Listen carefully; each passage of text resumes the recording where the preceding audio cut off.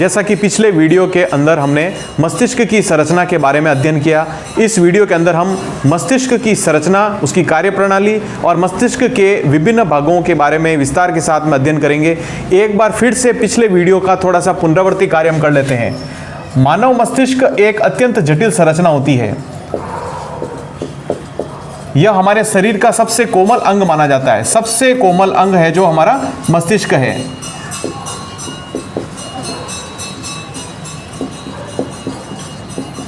मानव मस्तिष्क का जो आकार है वह लगभग 1300 सीसी लगभग होता है। आयतन, मानव मस्तिष्क का आयतन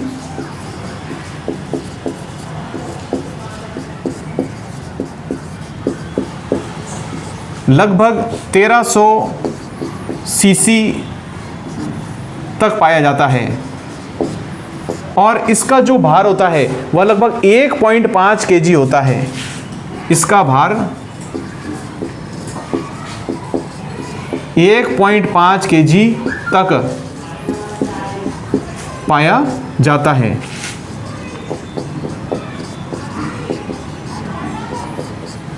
मानव जो मस्तिष्क होता है वो दोहरी झिल्ली के माध्यम से ढका होता है, जिसे हम ड्यूरामेटर और पाइयामेटर कहते हैं। दो प्रकार की झिल्लियों से ढका होता है तथा इन दोनों झिल्लियों के मध्य में एक विशेष प्रकार का द्रव पाया जाता है जिसे प्रमस्तिष्क मेरुद्रव कहते हैं। इनके मध्य प्रमस्तिष्क मेरुद्रव पाया जाता है, जो कि मस्तिष्क की बाहरी आघातों से सुरक्षा करने का कार्य करता है। मस्तिष्क का जो प्रमुख कार्य जो होता है वह प्रमुख कार्य है शारीरिक समन्वय स्थापना। शारीरिक समन्वय की स्थापना मस्तिष्क का प्रमुख कार्य करता है, जो हमारे शरीर के विभिन्न प्रकार के अंगों के मध्य में समन्वय स्थापित करने का कार्य करता है। इसके अलावा सोचने विचारने की जो क्षमता होती है वह भी मानव मस्तिष्क के अंदर पाई जाती है। इसमें सुनने, सूंघने, अनुभव इत्यादि विभिन्न प्रकार के केंद्र पाए जाते हैं। इसमें सुनने, समझने, बोलने इत्यादि के विभिन्न प्रकार के केंद्र पाए जाते हैं। ऐच्छिक एवं अनैच्छिक क्रियाओं के ऊपर भी नियंत्रण करने का कार्य करता है। अब हम पढ़ेंगे मानव मस्तिष्क के विभिन्न भाग। मानव मस्तिष्क के विभिन्न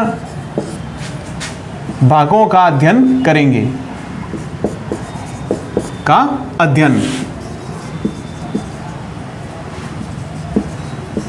मानव मस्तिष्क का जो प्रमुख भाग है वे निम्नलिखित हैं। विभिन्न भाग हैं, वे निम्नलिखित है। सबसे पहला आएगा अग्रभाग, जिसे हम अग्र मस्तिष्क कहते हैं। दूसरा होता है मध्य मस्तिष्क।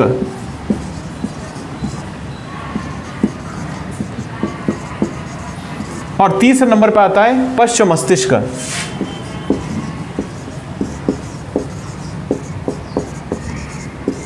ये तीन भागों में इसे बांटा जा सकता है। इसके अंदर जो अग्र मस्तिष्क वाला भाग है, जो पिछले वीडियो के अंदर हमने अध्ययन किया, अग्र मस्तिष्क वाला भाग, उससे मुख्य रूप से तीन भागों में बांटा जा सकता है। प्रमस्तिष्क, ठीक है, फिर आगे आता है थैलेमस, और अगला भाग जो आता है हाइपोथैलेमस।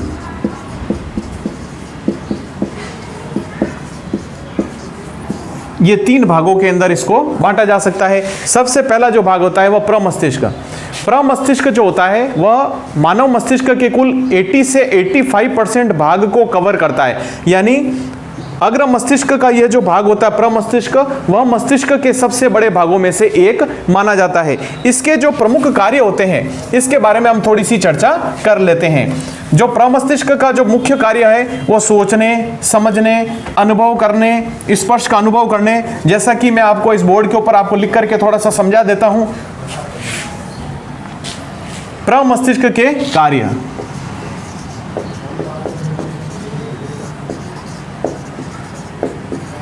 प्रमस्तिष्क के प्रमुख कार्यों के अंदर सोचने, समझने,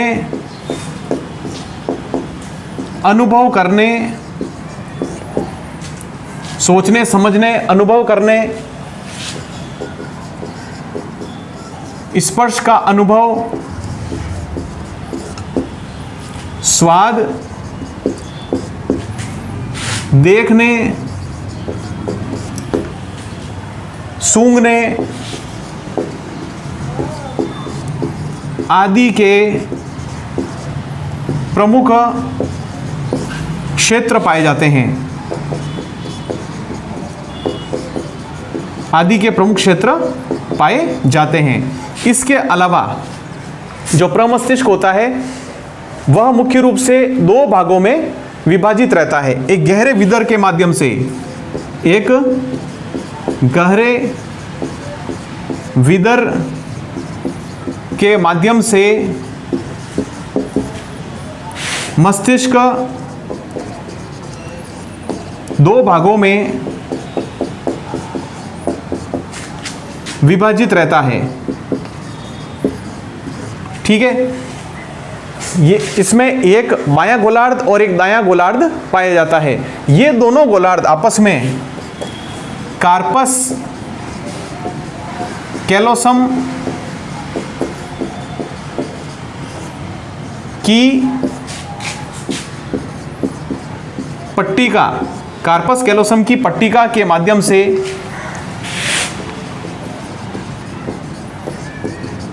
जुड़े रहते हैं।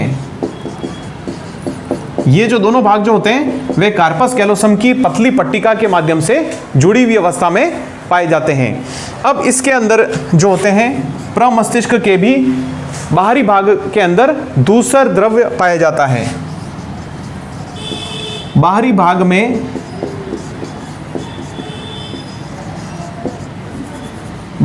में दूसर द्रव्य, आंतरिक भाग में श्वेत द्रव्य पाया जाता है। श्वेत द्रव्य पाया जाता है। ठीक है, इसके बाहरी भाग में तो दूसर द्रव्य, आंतरिक भाग में श्वेत द्रव्य पाया जाता है। दूसर द्रव्य इसलिए इसका रंग दूसर रंग का होता है क्योंकि इसमें से अनेक तंत्रिका कोशिकाएं निकलती है, इसलिए इसका जो रंग होता है वह धूसर हो जाता है। और श्वेत द्रव्य पाया जाता है जो कि इसके आंतरिक भाग में स्थित होता है। इसके अलावा जो सेकंड वाला भाग है वो थैलेमस वाला भाग है। अग्र मस्तिष्क के अंदर एक भाग होता है डाईएनसिफेलॉन वाला भाग।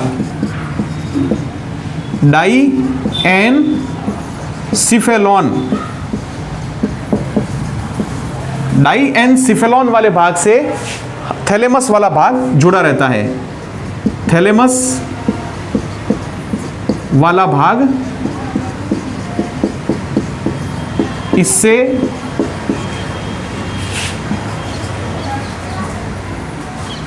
जुड़ा होता है। ठीक है, डाईएनसिफेलॉन वाले भाग से थैलेमस वाला भाग जुड़ा रहता है। इसकी मुख्य विशेषता यह होती है कि इसमें संवेदी तथा प्रेरक तंत्रिकाओं के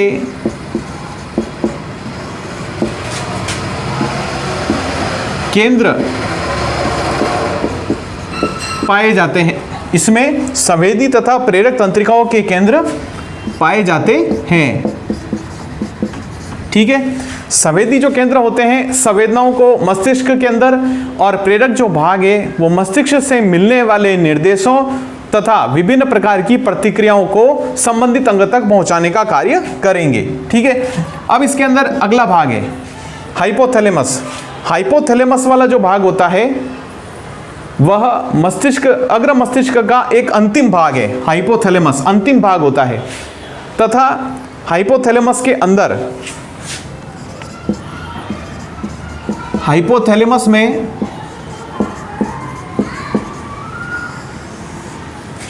मुख्य रूप से थकान, निद्रा, भूख, प्यास आदि क्रियाओं का संचालन होता है। ठीक है, क्रियाओं का संचालन होता है।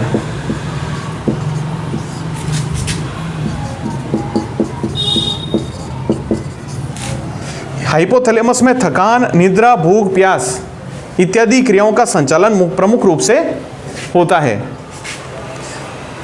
एक बार फिर से इसका अध्ययन कर लेते हैं। मानव मस्तिष्क का सबसे महत्वपूर्ण भाग है जो आगे की ओर होता है, अग्रभाग। अग्रभाग को 3 भागों में बांटा जा सकता है, प्रमस्तिष्क, थैलेमस और हाइपोथैलेमस। इसमें प्रमस्तिष्क के प्रमुख कार्य सोचने, समझने, अनुभव करने, स्पर्श का अनुभव करने, स्वाद का पता लगाने, सूंघने आदि के संबंधित क्षेत्र इसमें पाए जाते हैं, जिनका सीधा संबंध तंत्रिका कोशिकाओं द्वारा मस्तिष्क से होता है। एक गहरे विदर के माध्यम से मस्तिष्क 2 भागों में विभाजित रहता है।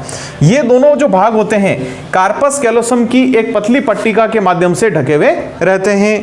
बाहरी भाग में धूसर द्रव्य पाया जाता है क्योंकि इसमें से अनेक तंत्रिका कोशिकाएं निकलती है, इसके लिए इसका रंग धूसर या ग्रे कलर का हो जाता है। आंतरिक भाग में श्वेत द्रव्य पाया जाता है। इसके अलावा जो अग्र मस्तिष्क के अंदर जो इसके 3 प्रमुख भाग होते हैं, इसमें प्रमस्तिष्क के बारे में हमने पढ़ लिया। अब थैलेमस, अग्र मस्तिष्क के अंदर डाइएनसिफेलॉन वाला जो भाग होता है वह थैलेमस वाला भाग इससे जुड़ा रहता है तथा इसमें क्या होता है, थैलेमस के अंदर संवेदी तथा प्रेरक तंत्रिका कोशिकाओं के प्रमुख केंद्र पाए जाते हैं। हाइपोथैलेमस जो होता है वह थैलेमस वाले भाग से ही जुड़ा रहता है तथा यह अग्र मस्तिष्क का अंतिम भाग है। इसमें थकान, निद्रा, भूख और प्यास इत्यादि समस्त प्रकार की जो सूचनाएं होती है उनका संचालन किया जाता है, या इन सभी प्रकार की जो क्रियाएं होती है, संवेदनाएं होती है, उनका जो है आदान प्रदान जो है वो हाइपोथैलेमस के माध्यम से किया जा सकता है। आज के लिए बस इतना ही, बाकी अगले वीडियो में अध्ययन करेंगे। धन्यवाद।